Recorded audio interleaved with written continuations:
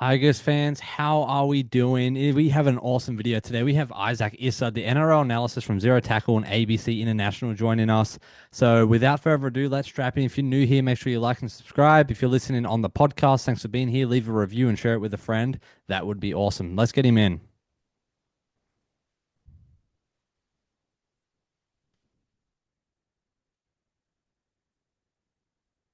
Hey man, how you doing?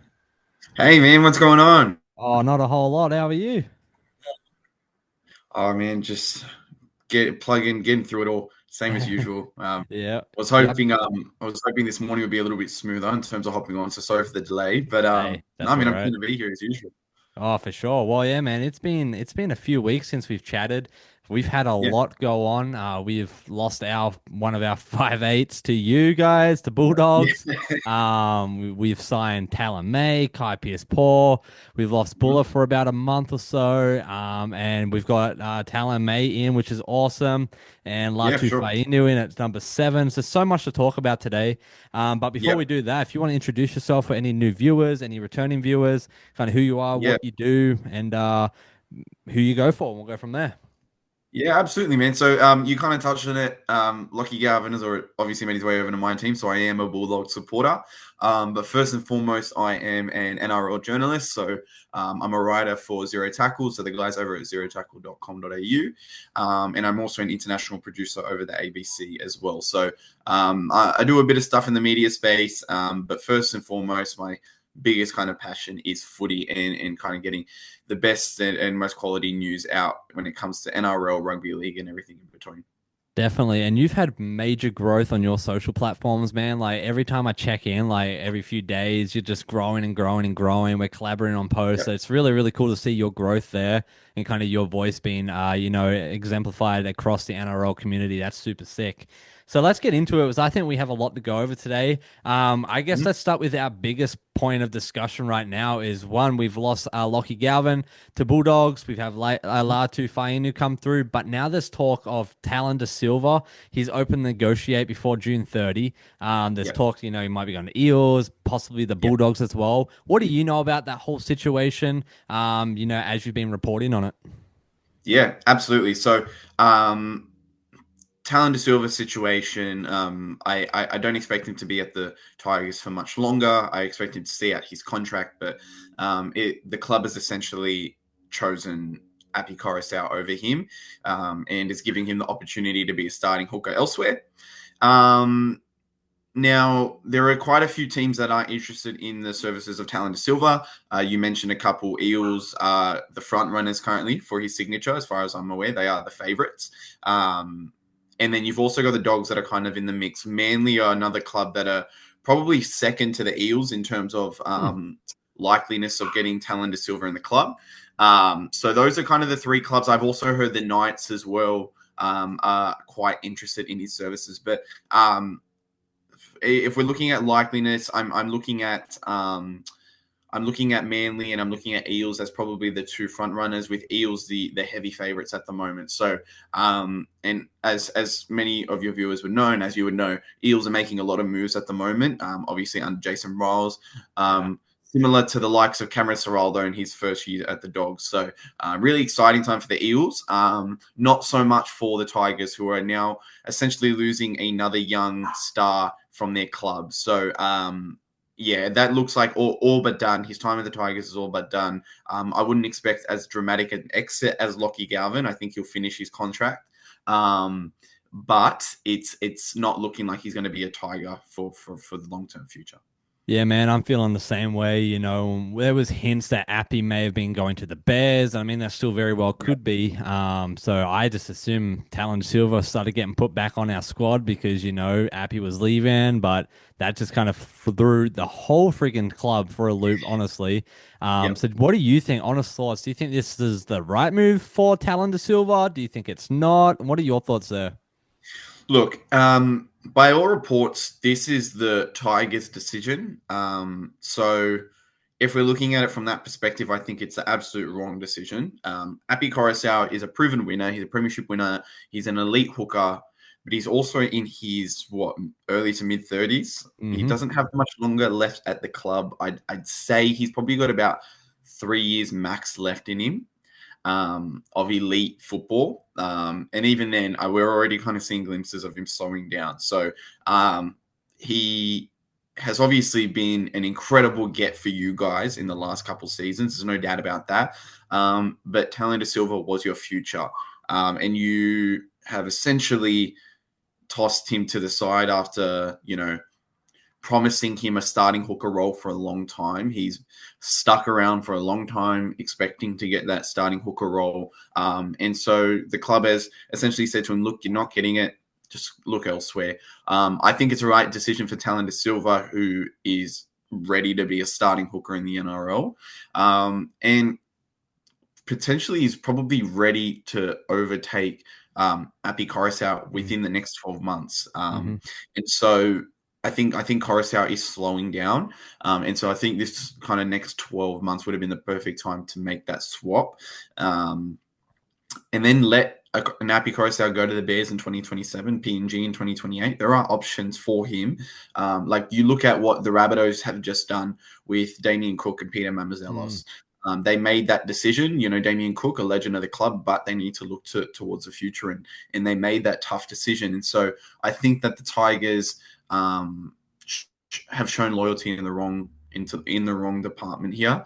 Now I know you guys have some young hookers coming through that are impressing in the lower grades, but they're not at the maybe star level that Tallyn Da Silva is at. So I don't think it's the right decision. But again, the administration, Shane Richardson, Benji Marshall, they know a lot more about rugby league than me. But outside looking in, I don't love the choice. For sure, man. Yeah, like I definitely had those thoughts as well. And, as a Tigers fan, I gotta be like, all right, Richo, Benji, they have a plan. There's probably things going on behind the scenes that we'll never know. And so I've got to come to terms with that. But still, like it sucks that when that article came out, I was like, are you freaking kidding me? I think you sent it to me on Instagram, the collaborator. I was like, are you freaking kidding me? Like, I just was not expecting this. But like you said, we have young guns coming through. One comes to mind, Jared Haywood. He's probably our next best thing, our next Tallyn Da Silva, if you will. But at that same time, I'm not sure if he's fully ready for like first grade footy. So, as we look into the future, as you said, Appy's only got a few more years left in him. He could become injury prone a lot more in these next couple of years as he starts to slow down, right? So I'm definitely a little concerned, but I know we have backup. And one of those guys I think that could step in could be Heath Mason. I think if we really needed a hooker that, isn't Tristan Hope, say Tristan Hope's out, I think Heath Mason could. Now, we've seen him play in the halves, and it went okay. It went pretty good.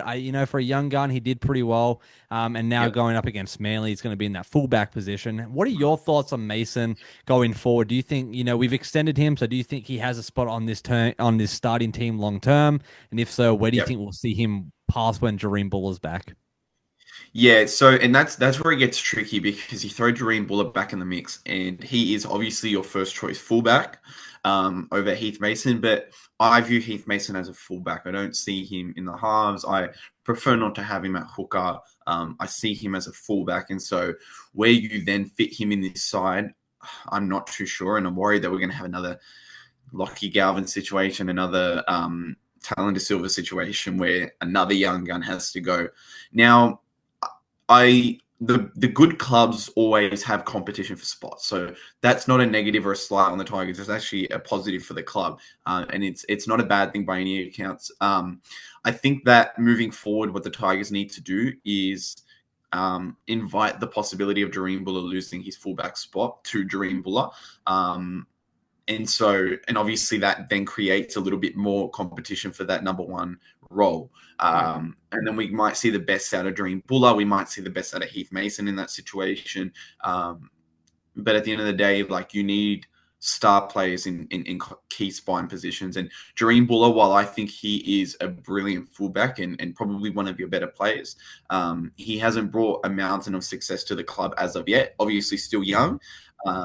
But as he's still young, it also means he is not guaranteed his spot, or at least he shouldn't be guaranteed his spot. So moving forward, I would be, creating a little bit of tension between Heath Mason and Jareem Buller, obviously healthy tension. And then we can see kind of what this Tiger spine is going to look like in the next 5 to 10 years. I think about 6 months ago, you and a lot of Tigers fans would have pictured the spine having Tallyn Da Silva and Lockie Galvin in it, and probably Latu Fainu in that 7 role in the next 5 years. Obviously, that hasn't happened, and you've lost kind of 2 of those guys, but there's still hope for a really strong young core moving forward if the Tigers kind of nail this in the next probably 6 to 12 months. Absolutely, man. Like I'm definitely a diehard Tigers fan, and I will always support my boys and Benji and Richo, but I'm also not naive, right? And so, Yeah. yeah, it does worry me. Like with Mason being in while Buller's out, it's like, okay, where does he go now? Because Romy and Latu have been doing really well, and like even in Yeah. their presser this past week, they're like, we haven't really trained that much together. We don't have those reps, but we're putting Yep. points on that board, and we're like creating something cool. And so that's awesome for us, but also concerning Mm. for Mason, right? So I feel for the bloke. Yep. I'm intrigued to see how this all pans out the next few weeks with him playing because yeah, we saw amazing glimpses of him in cup, but also amazing glimpses of him as that fullback within the halves, the way he would run, the way he'd Yeah. pass, the way he would just lead that team. So I'm really intrigued to see what happens there. But our next big signing was Tallyn May, man, on a train and trial deal, which is awesome news for us. I'm super excited Yep. for that. But again, where do we put him? So Mm. there's talk putting him on a wing, moving Skelton to a center spot. There's talk of getting rid of Toa. There's talk of getting rid of Yeah. Dewey. What would you do? What are your thoughts on this whole situation as well? I've been eager to ask you, kind of from an Yep. outside perspective, but also just from an analysis perspective. Where would you put someone like this guy? Because he has proven to win games, and he knows how to Yep. play footy. I will say firstly, there's obviously a lot of talk of Stafford Toa leaving the club after I believe 2026, or just being offered a 1 year deal from the club, which is a decision I don't agree with. I think Stafford Toa is one of the best young centers in the comp, and one of the most underrated centers in the comp. So I'll just put that out there. But it looks like they are probably going to go in the direction of Tallyn May. Now, I love this signing for you guys. I love that he signed on a train and trial as opposed to a 3 year deal. That we know that these kind of clubs closer to the bottom of the ladder tend to do just to get big names in the club. So I think it shows us, a change of the times over at the Tigers that they brought him in on a train and trial. I think it's a really exciting prospect to have him come in. I'd probably bring him in. I'd probably bring him in on the wing and then bring Skelton into the centres, assuming that Toa is probably out of the side moving forward. And then you've got a pretty strong backline. You've got a backline of obviously Dream Buller at fullback, then your wingers are Tallyn May and Taruva, and then your centres are Dewey and Skelton. So that's a really strong 1 to 5. And then you throw Latu Fainu and Jerome Luai in your halves. And suddenly your 1 to 7 is probably a premiership winning backline, which is something that Tigers fans have not been able to be excited about over the last few years, and it's something to really look forward to. I think there's been so much chat around what's not going right at the Tigers, but there's a whole lot going right as well, and I see the club definitely making finals within the next year or two, based off the back of these kind of decisions. So I really like this decision to bring Tallyn May. I'm not as much of a fan of losing Stafford Toa. I would probably, as much as it sucks, and I'm a huge fan of Dewey, I'd probably be letting Dewey go over him, only because, again, Dewey hasn't brought a mountain of success. He's been extremely loyal to the club, but he hasn't brought a mountain success to the club yet. So I'd probably be letting Dewey go over Toa, but it looks like they're probably going to stick with Dewey, which I'm okay with. And then, like I said, you got probably a premiership winning backline between 1 to 7. Absolutely, man. Yeah, and I think our biggest thing about keeping Dewey is one, obviously the loyalty that he's had to this club. Yep. I think his attitude as well. Mhm. But he's got that big body, man, and so having him in that Yep. center is super nice. But Yep. for us, I think it's the kicking game. Only other kicker we really know of would be Appy, right? Yep. True. And with Appy possibly phasing out here in the next couple of years, if we didn't have Dewey, I don't know what that would look like. So I'm Yeah, good intrigued to point. see Latu Fainu and his kicking Yep. game, if that's something. But yeah, I think that's something we need to nail down. Another thing that we had to nail down this year was our forward pack. We needed depth. We extended Tony Suka, which is awesome. He's that Yeah. quiet young gun that just absolutely goes hard, runs 110% every game. But we also signed Kai Pearce-Paul, sounding like it's beginning of 2026. There was talk of it coming early, but probably not going to happen. Yeah. Where you putting KPP? What are your thoughts on that signing there? Do you think that was the right move from the Tigers? Let me know kind of your brain thinking there of that. Yeah, for sure.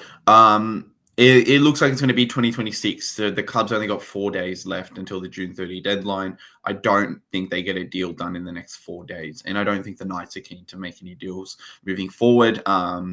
Now, I absolutely love this signing.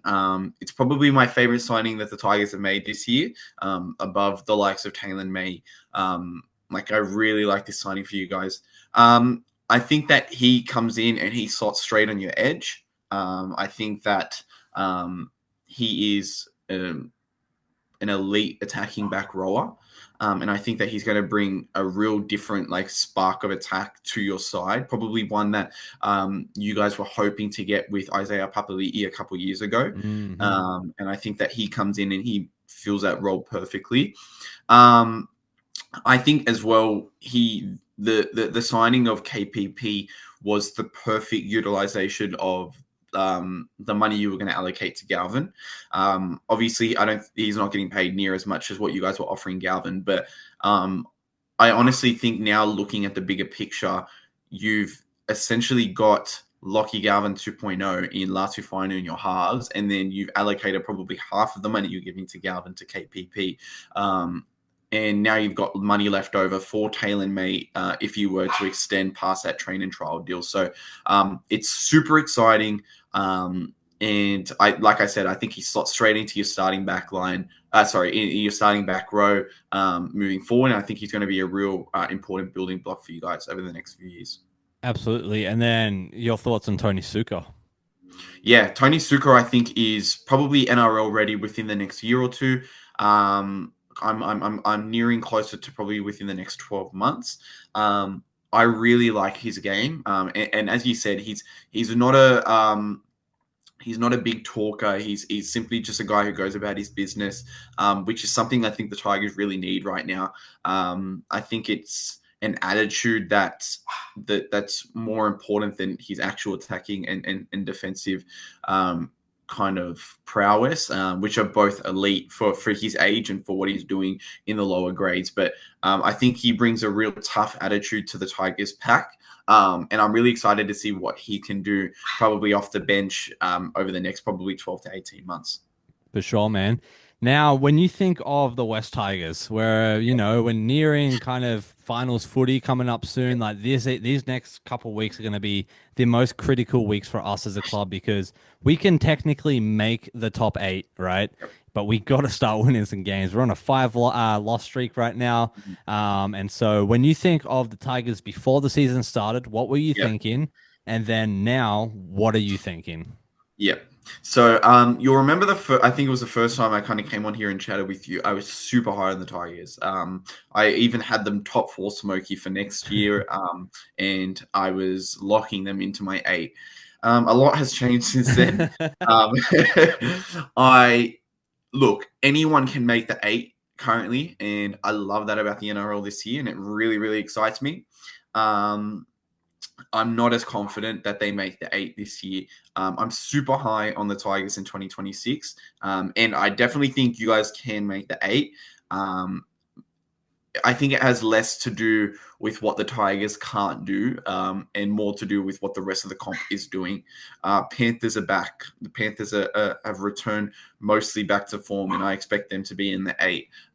The Dolphins absolutely flying right now. I expect them to be in the 8. The Sharks, you can't really ever rule them out of the 8, even though they are inconsistent. They're always in the 8.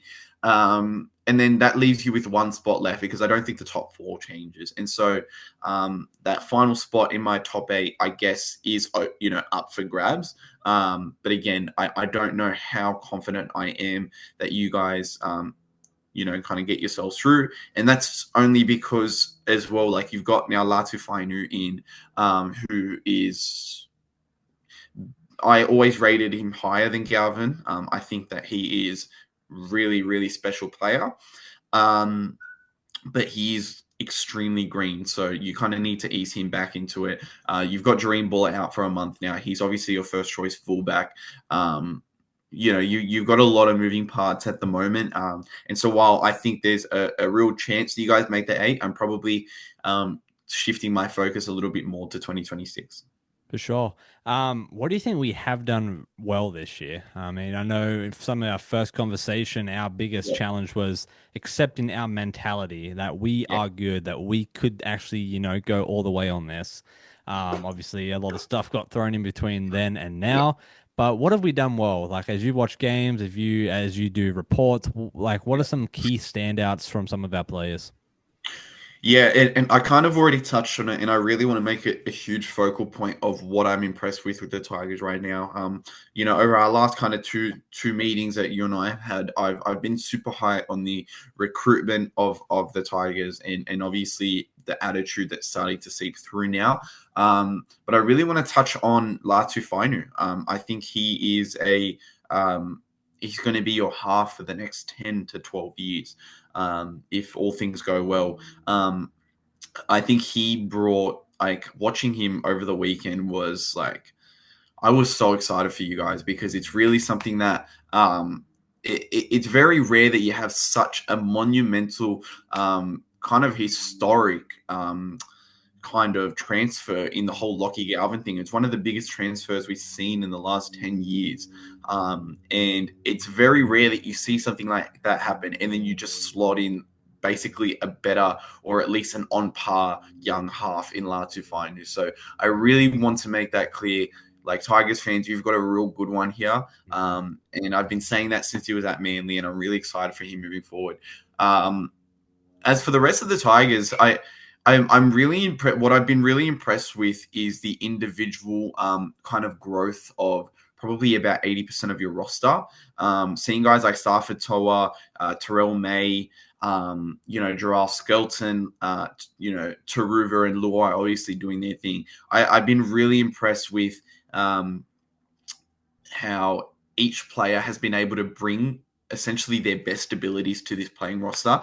And the only reason that hasn't equated to wins is because the squad is still, fairly like new together, only half a season together, and haven't been able to gel all these real like impressive qualities within one another. But I think that comes in 2026. Right now, I'm really impressed with how every player has been able to essentially bring their best football to this Tigers club in 2025, which is something that I think that has kind of lacked in the lower clubs over the last few years, like the Bulldogs, the Tigers, the Dragons, the Titans.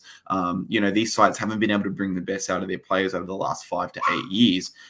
But the Tigers have done that in 2025. And I think that speaks to the coaching of Benji Marshall, and the confidence that he's kind of instilled in his players to kind of play their free-flowing football. So that's probably the thing I'm probably most excited about with the Tigers right now. Obviously, you can touch on things that you can apply to every club, which is, a strong attack and a sound defense and stuff. But I think this is probably the most important thing to really take note of. It's the fact that each player has been able to bring essentially their best seasons, Tallyn May, Starford Toa, and all the like, and still kind of get wins together when they can. So I'm really excited for 2026 to see how they all kind of gel that together now that they've got the roster together.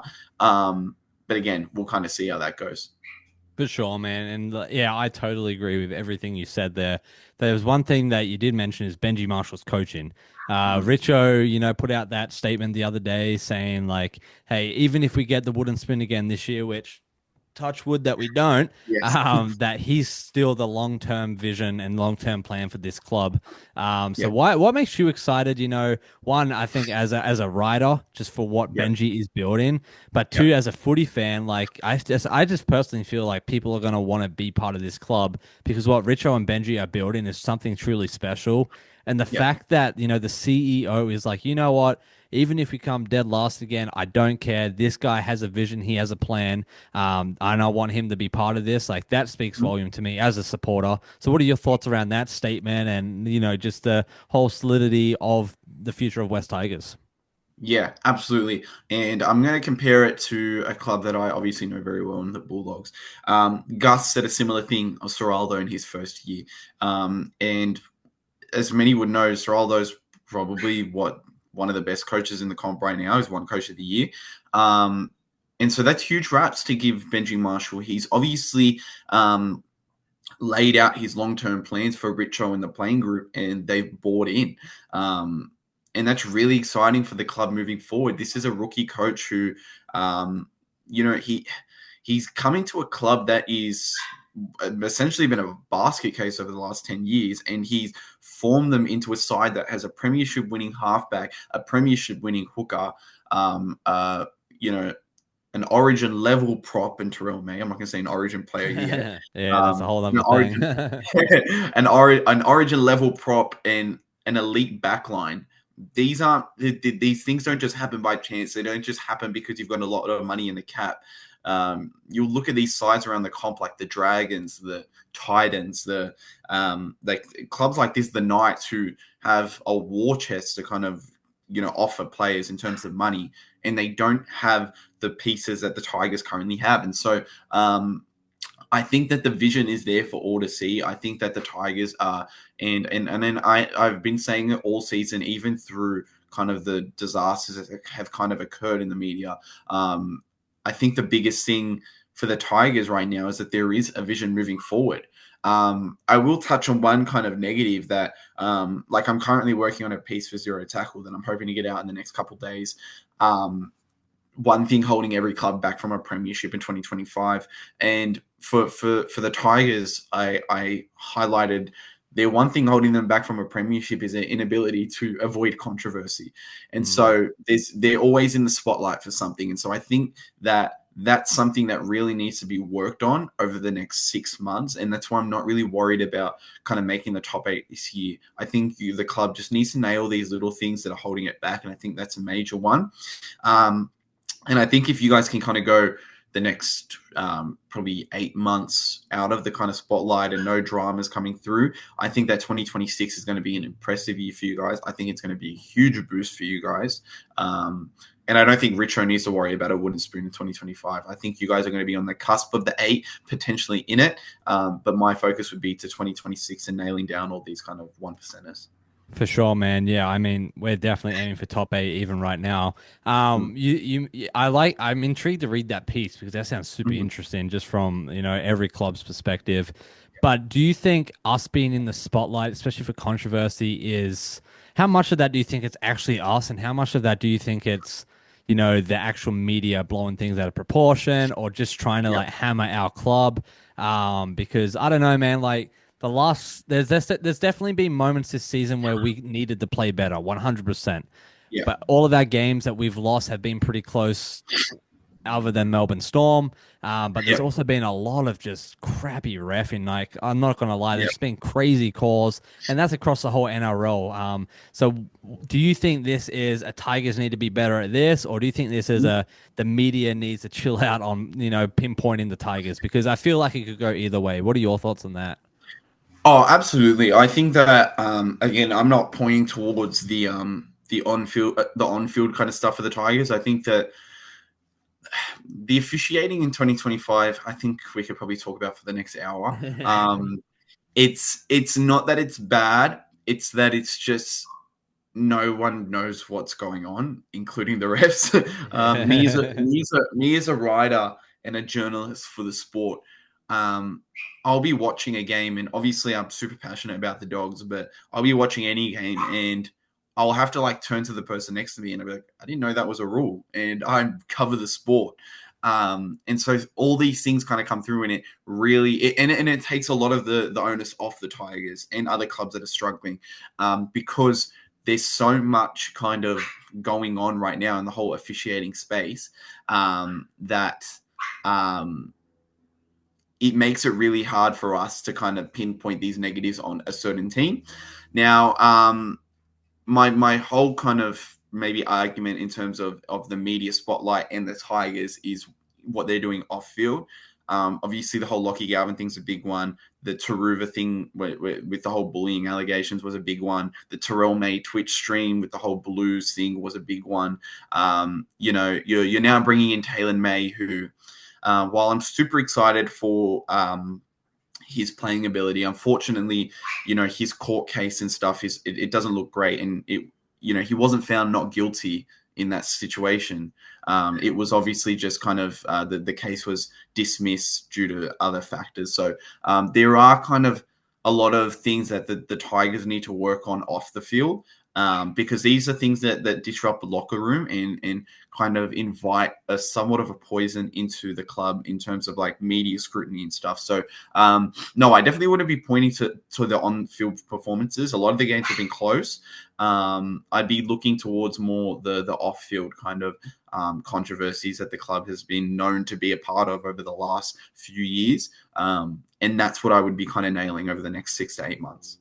For sure, man. Yeah, and yeah, the whole Galvin saga was just a big blow. I mean, having Moses as his manager definitely didn't help anything. So like, Sure. I get there's probably moments we could have done better as a Yeah. leadership, right? But yeah, it's always hard to like balance that, whether it's us or it's them, and the media definitely doesn't help a lot of the time. Like when you have Mhm. Fox News and stuff covering things.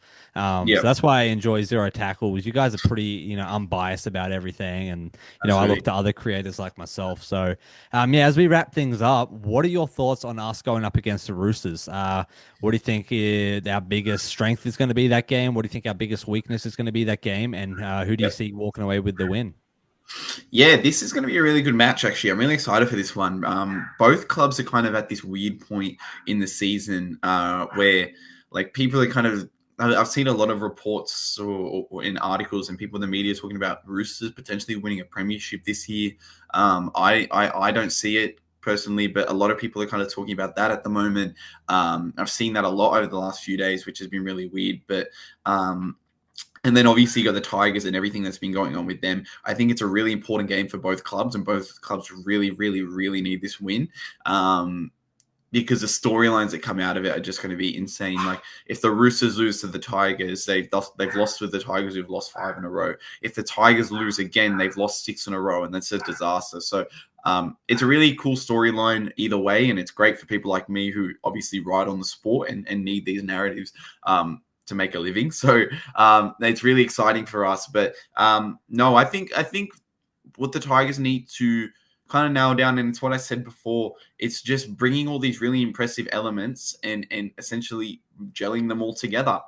Now, I think that what would be really cool for us to see is the club kind of lean into Latu Fainu in this match, and see what he can kind of muster up. I believe he played, what was it, 53 minutes last week. He didn't play the full game. Yep. Um, and so obviously he's going to be playing the 80 minutes this week, and I'm really excited to see what that looks like. So what I'd be doing is I'd be leaning into Latu Fainu a little bit, and just seeing what that would look like for the club if that provides a winning spark. And look, the Roosters are obviously they're missing a couple middles and stuff, which is obviously going to be a real big kind of shifting point in this game. I think Tallyn May, as he usually does, needs to have a big game through the middle. But again, just leaning into Latu Fainu, giving Heath Mason as much ball as possible, just see what this kind of new era is going to look like. I can't stress enough that I really want the Tigers to focus on what their future is going to look like. And it brings me back to the whole Tallyn Da Silva thing and how much I hate that they're letting him go, because I really think you guys have a real strong future. So I'm going to go to the Tigers to win this match. I think the Roosters, there's too many injuries. They've got Sam Walker out of the club. They've got obviously Victor Radley, who's set to miss another month with their head knock. There's too many players out for them. I think the Tigers are due for a win. I think it's going to be a close match, but I do think I see the Tigers kind of nailing this one out. Beautiful. Love it, man. Love the positivity. And as always, thanks for coming on the show, dude. I always Okay. appreciate chatting to you, just like having that outside perspective, and, also as a doggies fan, just hearing Yep. what's going on over there. And yeah, I'm stoked that you guys are having a pretty decent season, man. That's awesome. But yeah, again, how can people find you? What platforms you're on? All the things. Yeah, absolutely. So all my kind of major stuff is over at zerotackle.com.au. So that's where I do all of my work in regards to footy and stuff. So and as you said, we try to be as unbiased as possible. We lean less into the clickbaity kind of stuff that you might see at other platforms, and we try to focus on real solid news and things that are really kind of going on in sport. So you can find all my work there. Just look up zerotackle.com.au. You'll find Isaac Issa, which is myself. You also find a lot of our other writers and stuff who produce some really awesome pieces over there. So check out Zero Tackle for all your news. And then for me personally, all of my content kind of comes through socials. So if you head over to my Instagram, it's Isaac Issa _journalist, where I'm constantly kind of churning through the latest in sport. Essentially all day, every day. So try to get all your news through there as well. But yeah, and that's basically where you can find me. But if anything else comes up, you can just hit me as well. Sweet. All right, Tigers fans. Well, I'll link all that in the description. Make sure you check him out, give him a follow, and read some of the Zero Tackle articles. But yeah, thanks for tuning in, guys. We greatly appreciate it. And yeah, we'll see you guys in the next one. There we go. I don't know Sweet. why you Thanks, man. muted. All right, you That's all have a right. good one, mate. Awesome. Legend. Thank you, man. See ya.